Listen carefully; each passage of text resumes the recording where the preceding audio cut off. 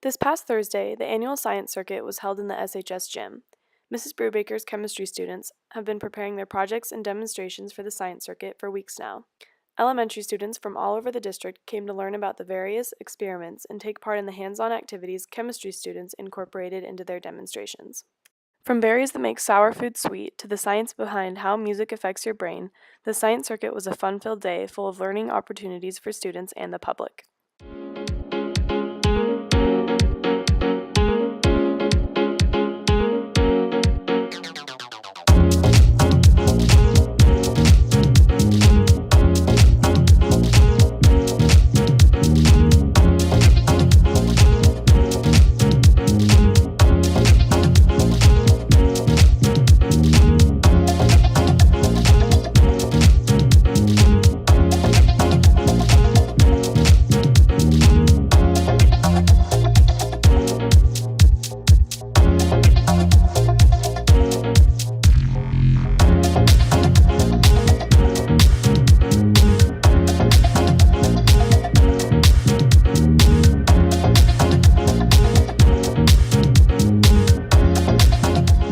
I definitely advise juniors or seniors to participate in the science circuit by being in chemistry because it's really cool and you get to learn a lot and you get to wear cool masks. Okay, so to start off this demo, vinegar and baking soda react to form carbon dioxide inside the balloon, which inflates it, and the force from the balloon inflating pushes the marble down the ramp. Once it exits the ramp, it has a velocity, and that velocity will remain constant while it's through the air.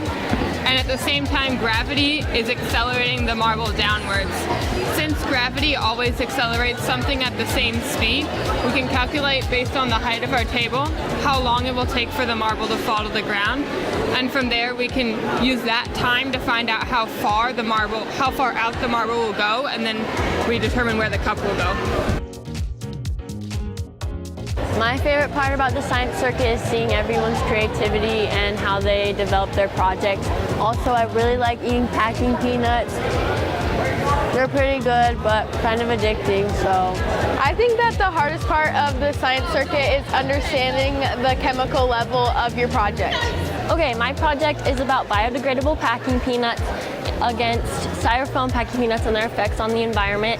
And you can actually eat them, which is really cool, and they're way better for our environment than styrofoam, and they help not release toxins.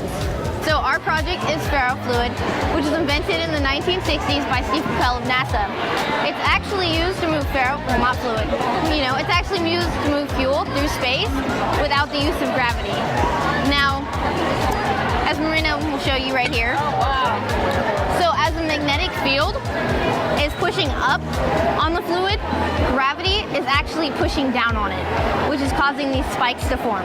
And the surface tension between these is actually what's allowing it to keep its shape. So we found that music, when it goes into your ears, it goes through the neurotransmitters in your brain, and then the chemicals that come out of that are serotonin and dopamine. And we found that they affect your brain in different ways. They make your brain function faster, they make your motor skills better, and music just generally makes you happier as a person. So the way that we demonstrated this is we did a maze and we're timing people, and then had a leaderboard while listening to classical music and